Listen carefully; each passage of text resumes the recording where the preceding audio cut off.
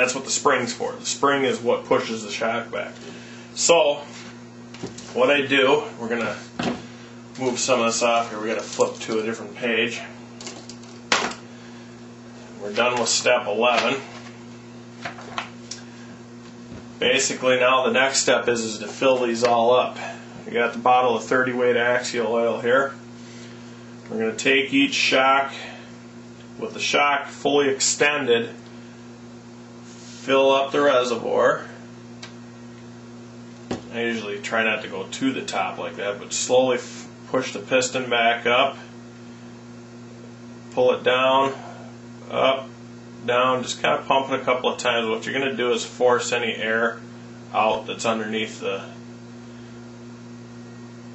piston itself. This can get a little messy at times, and I think I actually overfilled this one a little bit, but here's a little trick. Take your bottle, suck it back out. Run that all the way up to the top, pull it down. Force any of that air out. Do it a couple of times, get the air out of there. I've got no more air bubbles coming out of this one, so what I'm going to do is I'm going to take and run it back all the way down, fully extended. I'm going to stick that into my holder, and I'm going to top this one off. I like to just have them right even with the top. I'm going to grab my next shock, do the same thing, fill it up with a little bit of oil, not too full. You can actually look down inside, pump it a couple of times, get the air worked out of there, put a little more oil in.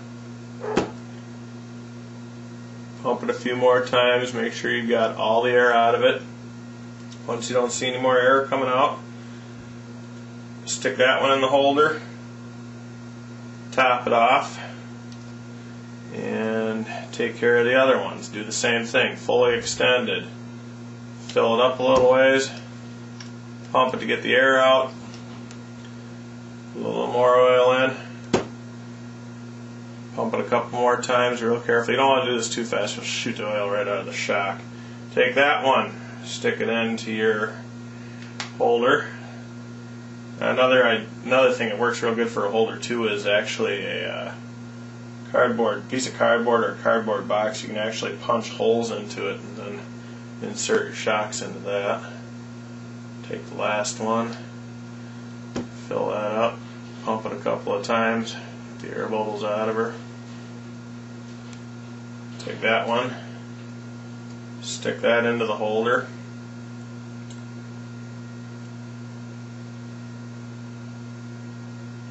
Top it off. Just gonna make sure these are all topped off real good. Okay, we're gonna let these sit for a little bit.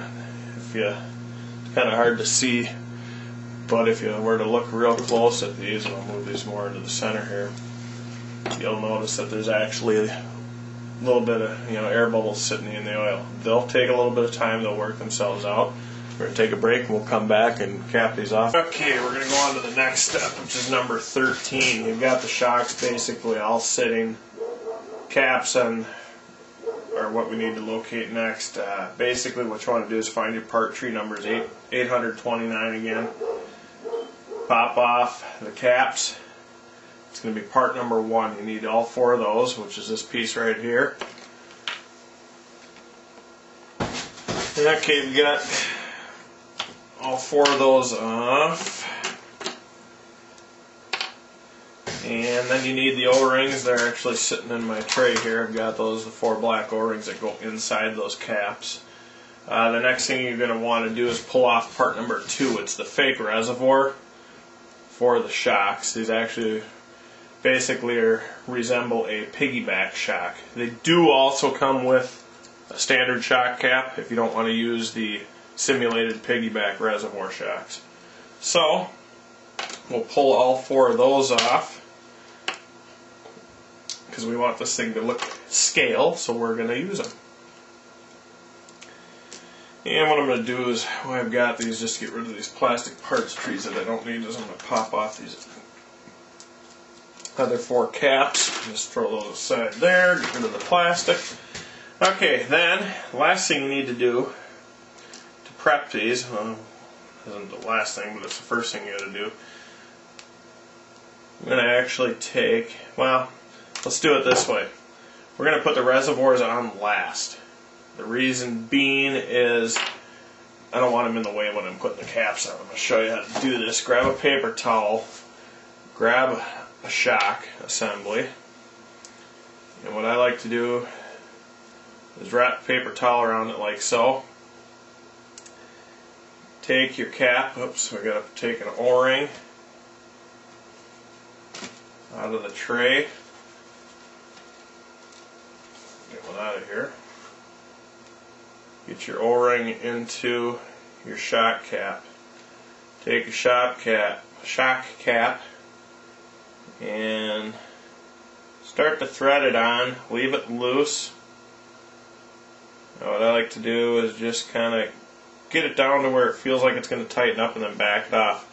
Now, this is kind of hard to show here, but what I'm going to do, the reason I'm using the paper towel is I want the paper towel to catch the oil that's going to come out. Because what I'm going to do is I'm going to run this up just like so. It's going to start kind of binding up. You'll see how it wants to push itself back out. Keep pushing it up until it doesn't push back out.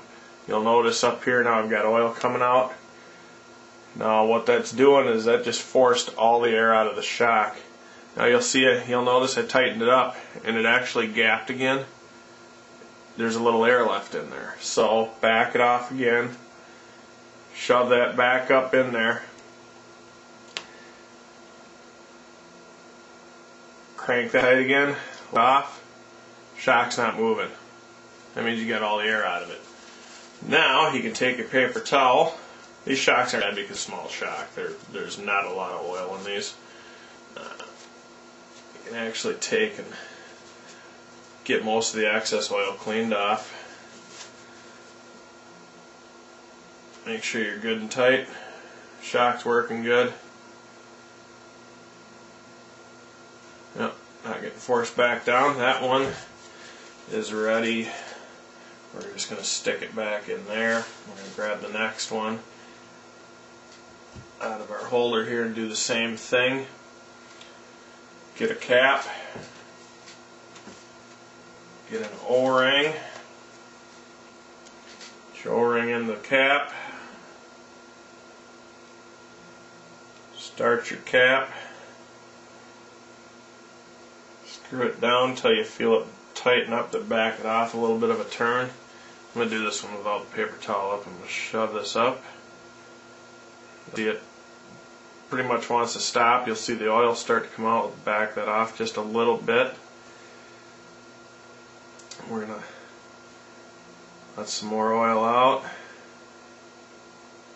And then we're going to take and screw this down. Check to see. Oh, we still got a little bit of air in there. So we'll push that back up.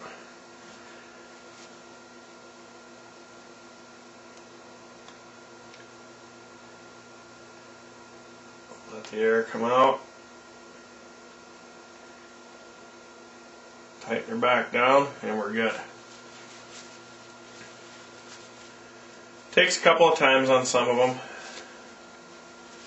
You're not going to get all the air out the first time. Get the majority of it out of it. Don't want the shock binding up when you go to full compression. Just basically it won't work. You're fighting an air bubble inside there, and you're not going to get play that you should out of it. It'll bind up and it won't even close all the way. You see that one actually still got a little bit of air in it, so we'll go back. We'll pop that cap loose again. Tight back up. Now she's good. It takes a couple of times. Take that one. Put her back into the holder for now. And we'll do the last two. We'll be back in just a minute and we'll put the fake reservoirs on.